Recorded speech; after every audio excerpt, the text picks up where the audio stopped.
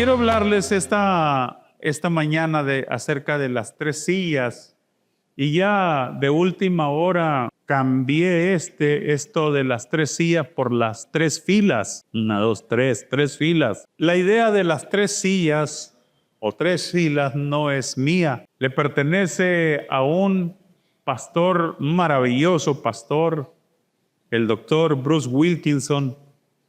Él escribió el libro Progreso en la Vida Espiritual. Se lo recomiendo ese libro. Lo presté y ya no tuvo vuelta, pero por lo menos algo quedó en mi memoria de este concepto, de esta idea, y orando a Dios para las conclusiones de la plática de liderazgo por influencia. Yo quiero así, haciendo una pequeña apéndice de lo que les voy a hablar, pues la influencia de Abraham sobre su hijo, primeramente Isaac, y luego su nieto, cómo les ayudó. Pero bueno, de eso vamos a hablar después. Yo quiero hablarte primero de Abraham como de un hombre que ocupó la primera fila en su relación con Dios. Un hombre que le creyó a Dios sin reservas, que no le puso límites a Dios y creyó en Él sin ninguna reserva. Y la Biblia dice que fue justificado por la fe. En Génesis capítulo 15, versículo 6, dice: y creyó a Jehová y le fue contado por justicia. Le fue contado por justicia. Creer a Dios es lo más valioso que nosotros podemos darle a Dios. Nuestra confianza de no dudar de lo que Él nos hable, de lo que Él nos diga, como Abraham, que creyó y le fue contado por justicia. Ahora, esta fe, les voy a decir una palabrita que yo espero que se les quede bien grabada en su corazón. La fe de Abraham es normativa. Se los vuelvo a decir, la fe de Abraham es normativa. ¿Qué quiere decir que es la fe normativa? Quiere decir que mi fe debe de estar normada por la fe de Abraham. Debe de ser igual, semejante a la fe de Abraham. Creer al igual que Abraham. Nos vamos al Salmo 106, versículo 31, porque la fe de Abraham trasciende. Dice: y le fue contado por justicia de generación en generación para siempre. La fe, creerle Dios a Abraham, le fue contado por justicia de generación en generación para siempre. Entendamos un poquito la situación de Abraham. Abraham era un hombre que estaba grande, un hombre que ya estaba en los 100 años y que quería dejar a un heredero, y decía: mi heredero es un Damaseno. Incluso quiso arreglarlo teniendo un hijo ilegítimo. Y Dios le dijo: no, tú vas a tener un hijo con tu esposa. Y en Isaac te voy a levantar descendencia como las estrellas del cielo y como la arena del mar, en multitud que no se puede contar. Y la Biblia dice: y le creyó Dios a Abraham. Esto se oye muy simplista, pero ponte en el lugar de Abraham, ponte en su lugar de 100 años y con una esposa de 90. A ver si es cierto que es tan sencillo. Pero él creyó sin reserva. Yo creo que para cada situación, cada lucha, cada prueba, cada obstáculo que enfrentamos, lo primero que tenemos que hacer es buscar qué Dios dice al respecto. Porque cada uno de ustedes me puede decir su problema y yo le aseguro que le puedo citar una promesa de la Biblia para su problema. Aquí el asunto no es si hay una promesa de la Biblia para el problema, el asunto es, ¿crees? Abraham creyó y su fe, como decía, trasciende.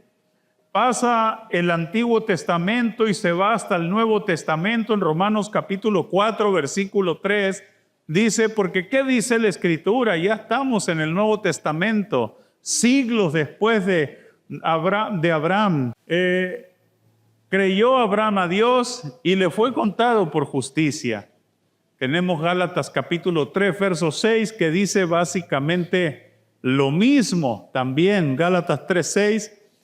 Y así Abraham creyó a Dios y le fue contado por justicia. Esta fe sin reserva, esta fe sin límite, sin ponerle límite a Dios, le gana, aparte de la justificación, de ser justificado, le gana una posición maravillosa. Esta posición maravillosa nos la deja ver Santiago capítulo 2, verso 23, que dice, y se cumplió la escritura que dice, Abraham creyó a Dios y le fue contado por justicia y fue llamado, ¿cómo fue llamado? Amigo de Dios. Abraham es amigo de Dios. Qué interesante, ¿verdad?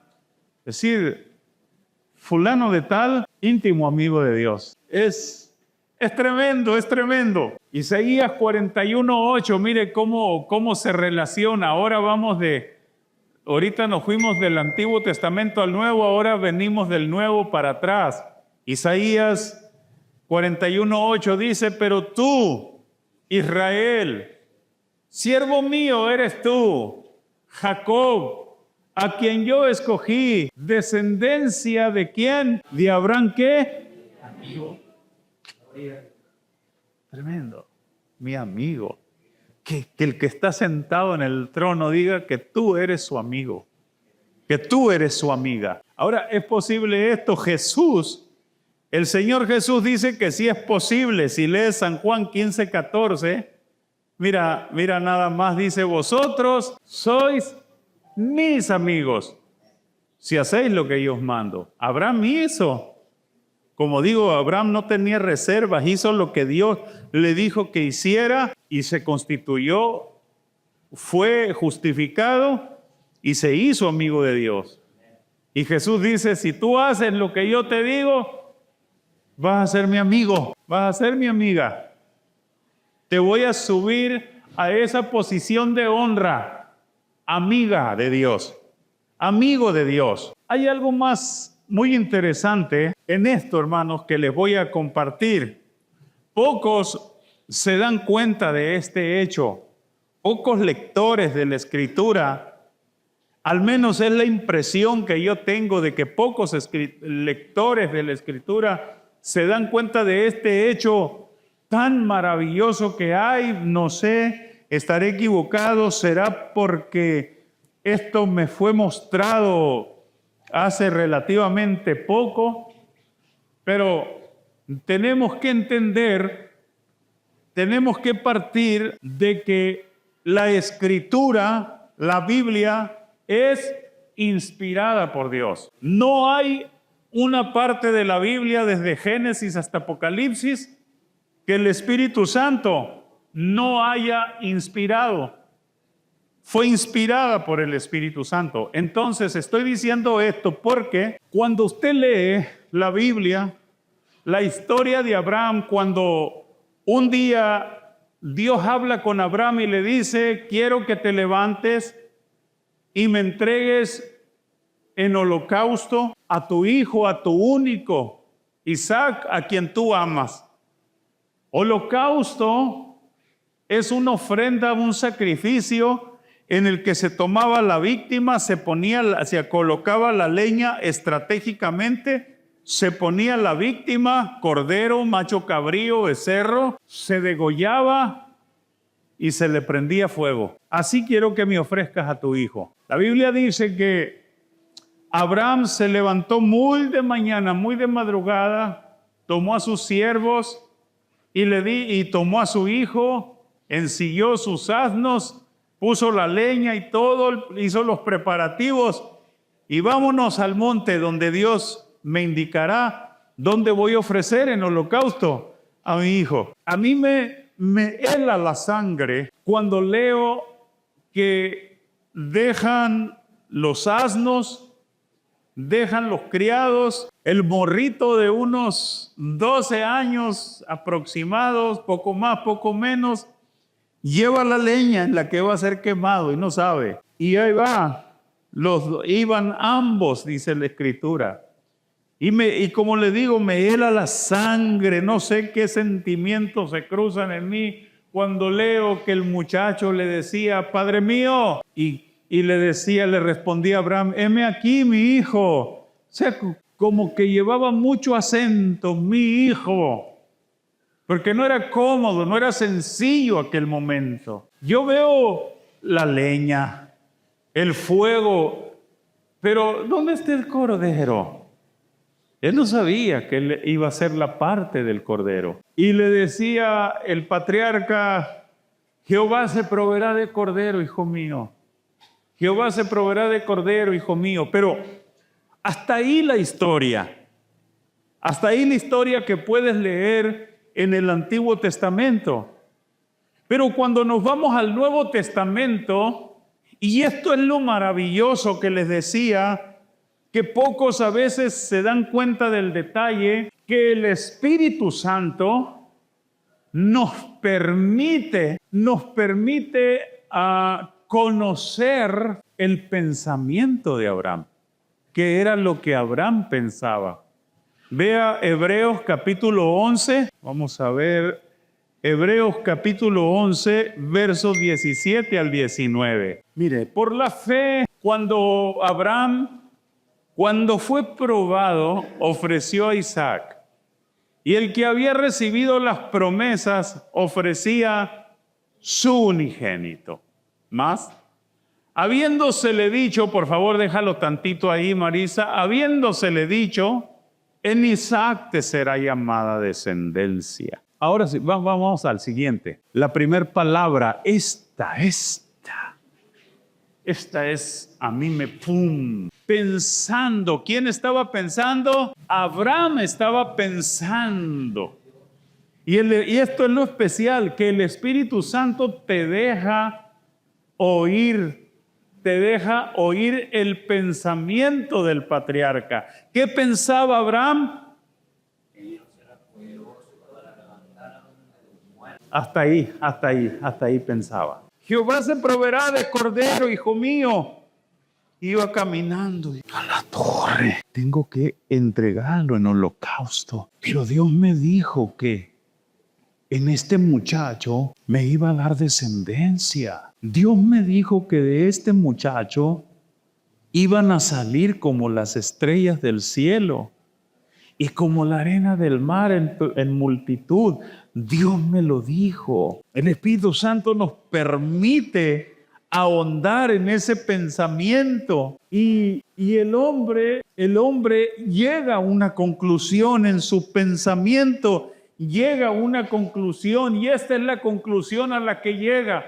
Dios es poderoso para levantar aún de entre los muertos. Yo no sé cómo le va a hacer. Yo solamente tengo que obedecer. Yo solamente voy a hacer lo que Él dijo. Lo demás Él sabe qué es lo que va a hacer. Porque si Dios me dijo que de Él iba a levantarme descendencia, entonces lo más seguro, lo más cierto es que lo va a levantar de entre los muertos, de donde en sentido figurado lo volvió a recibir, dice la Escritura.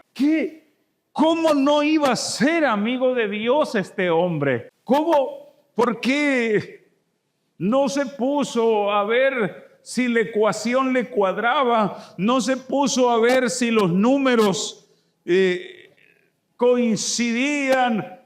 No se puso a cuestionar a Dios, solamente se puso a hacer lo que Dios le dijo. Esto tiene discusión, inquieta mucho a veces a cristianos mayormente de fe débil o cristianos nuevos que dicen, híjole, si Dios me pide a mi hijo para... No va a pasar eso en él en un sentido. Y creo que la mejor aplicación que este texto tiene es la incapacidad que muchos padres tenemos a veces de subir al altar a nuestros hijos. ¿En qué sentido? En que el chamaco se pone rebelde. Es hora de ofrecerlo en holocausto. ¿En qué forma? ¿En qué sentido? Ahorita no hay cosa que les duela más a un chamaco que le quites el celular. Pero quítaselo en serio. No juegues. Te voy a quitar el celular, verás. Y nunca que se lo quitas. Mira, si no te portas bien, te voy a dar unas nalgadas. Y nunca que le dan unas nalgadas. Nunca, nunca. Entonces, no. Yo creo que esa es la aplicación que hay, de que yo sé que a un papá le duele más que al hijo, pero si queremos que ese muchachito crezca bien derechito, hay que ofrecerlo en holocausto en ese sentido. ¿Sí me explico acá? Entonces, Abraham fue un hombre, hermanos, que vivió una relación con Dios de primera fila, que se constituyó amigo de Dios. Era amigo de Dios. Pero luego viene tras de él otro hijo, Isaac, que no vivió la experiencia de primera fila, no al menos en los inicios de su vida, sino que se deslizó a vivir una fe de segunda fila. Una fe de segunda fila en la que dice la Biblia que cuando se casó con Rebeca tuvieron 2 hijos gemelos y desde ahí como familia estaban divididos, porque la Biblia dice que Isaac amaba a Esaú y Rebeca amaba a Jacob. Y Jacob es Jacob es esto, Jacob es, para allá, y exaltando las virtudes de Jacob, Rebeca, Isaac exaltando las virtudes de hecho, la enemistad que hubo entre Jacob y Esaú fue en mucho producto de la división que había en el corazón de los padres, que alimentaron, fomentaron y desarrollaron la competitividad que había entre los 2 muchachos. ¿Por qué? Porque es que así se vive en la segunda fila. ¿Me estoy dando a entender con el concepto de primera, segunda fila? Así se vive la fe de segunda fila. La fe de primera fila es diferente.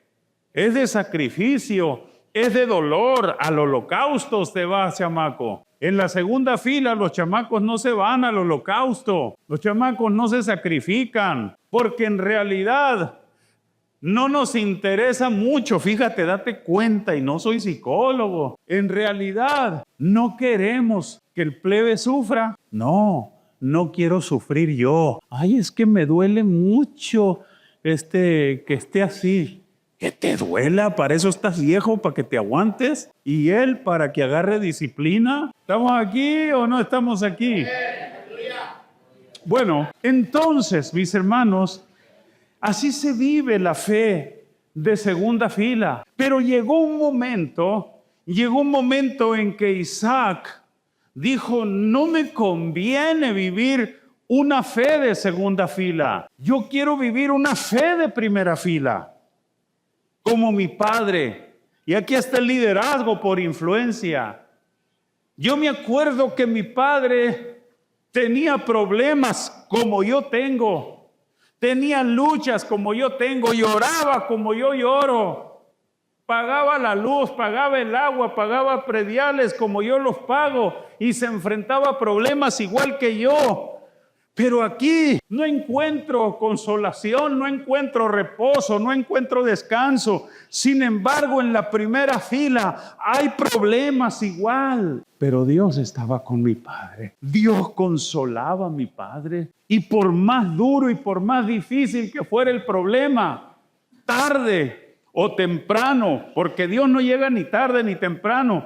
En su momento, Dios salía a su encuentro para ayudarlo, para socorrerlo, para fortalecerlo. Así es que yo quiero mejor pasarme a la primera fila, a vivir una fe de primera línea, no de segunda línea. Y dice, a mí me gusta tanto este pasaje del capítulo 26, Génesis capítulo 26, por favor, Marisa, vamos a ver, te digo los versículos. Aleluya. 26 en adelante.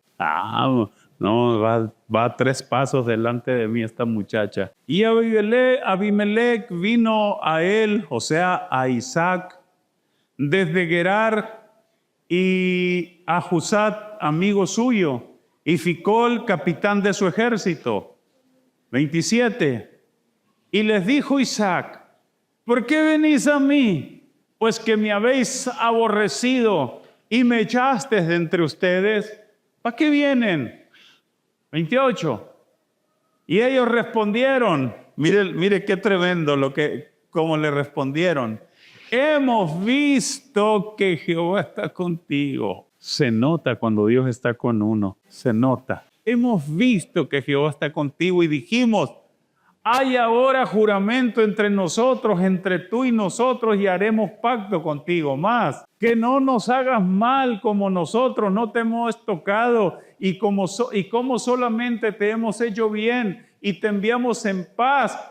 Tú eres ahora, estaba en segunda fila, tenía una fe de segunda fila, pero se pasó a la primera. ¿Y ahora era qué? A ver, si te regresas para atrás, Marisa.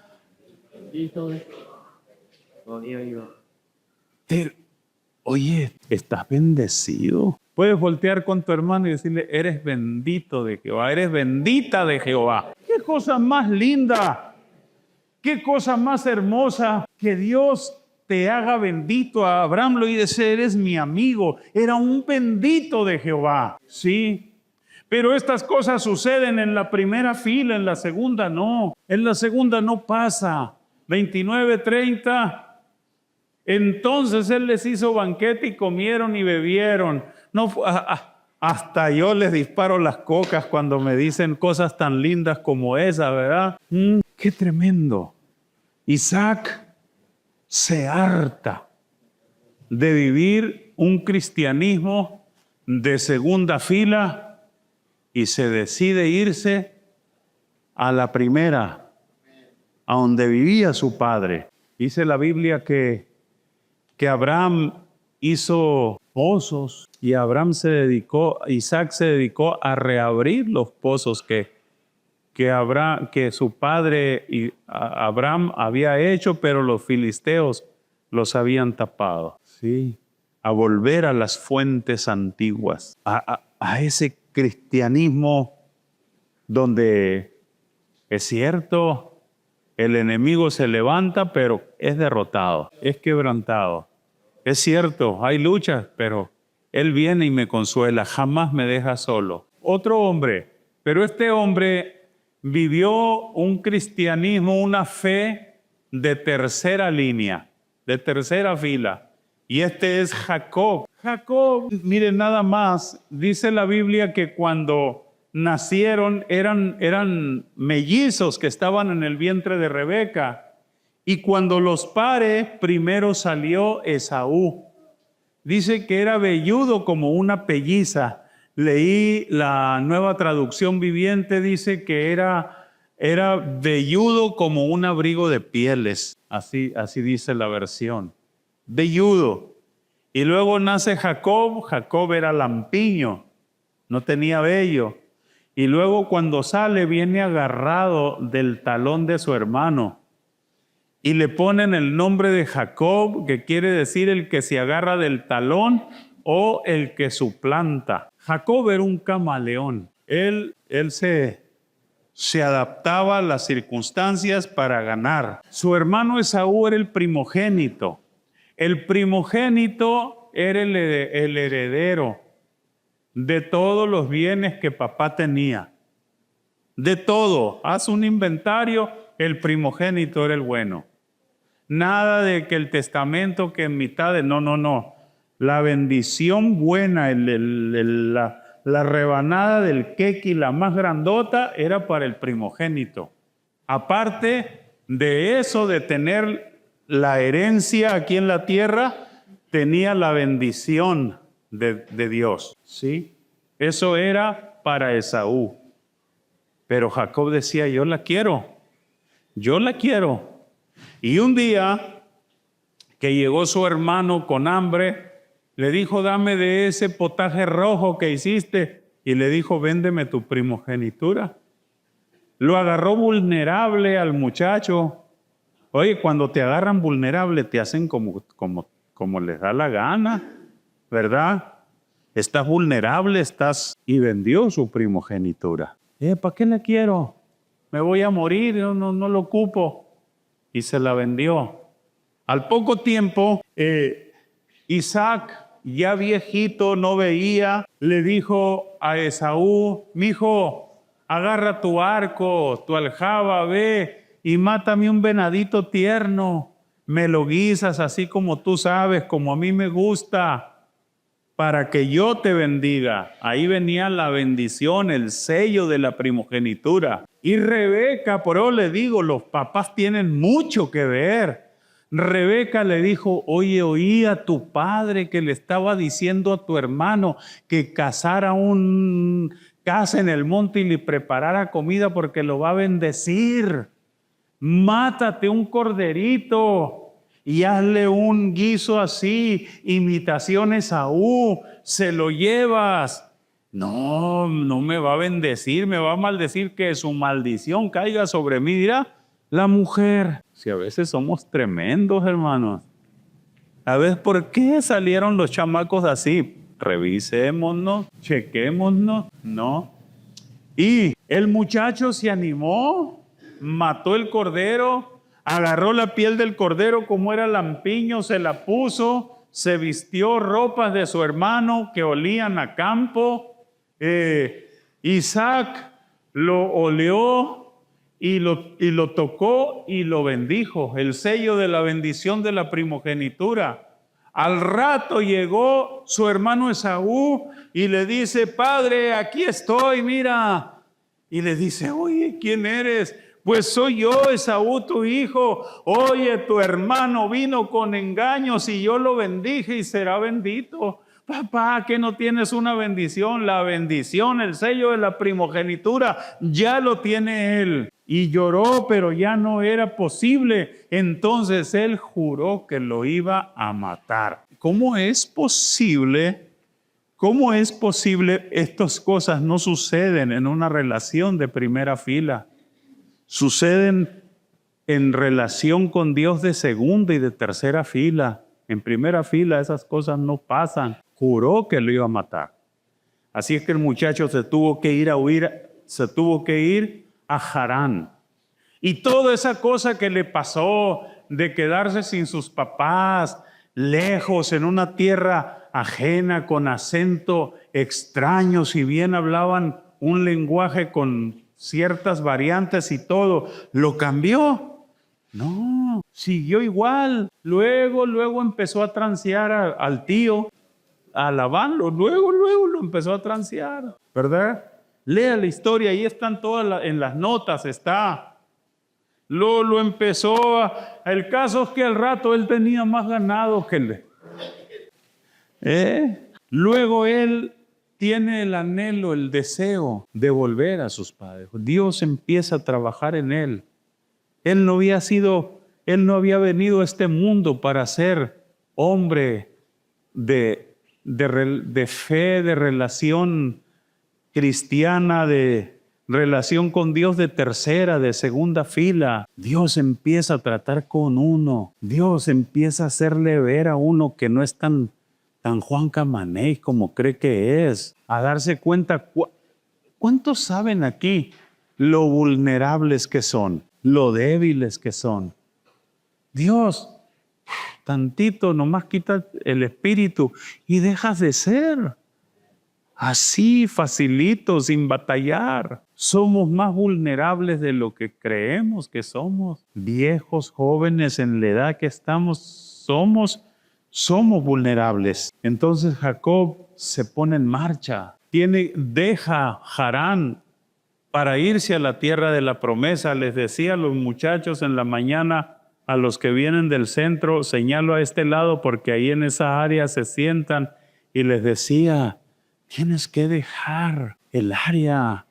A veces tienes que salir de tu parentela, tienes que salir del barrio, tienes que dejar esas viejas amistades porque están más intoxicadas que un tambo de 200 litros de Paratión, para poder salir y desintoxicarte a otra parte, a respirar aire puro.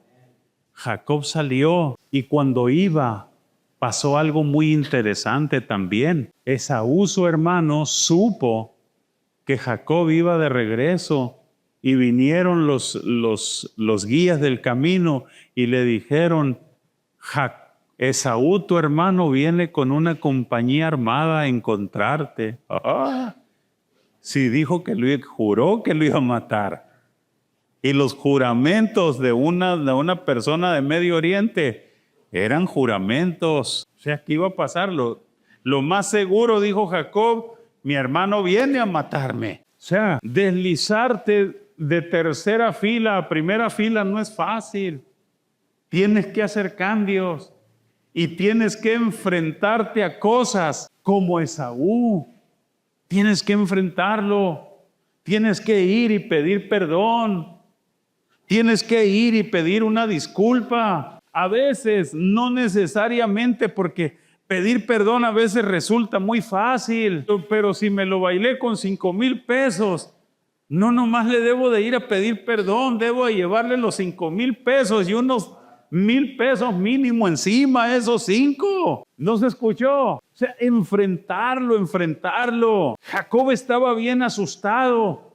Nunca has tenido que hacer algo que sabes tú que es el puente. Por ahí nada más se puede pasar al camino de la recuperación. No hay otro, no hay vías, no hay vía corta, no hay camino. No tienes que pasar por ahí.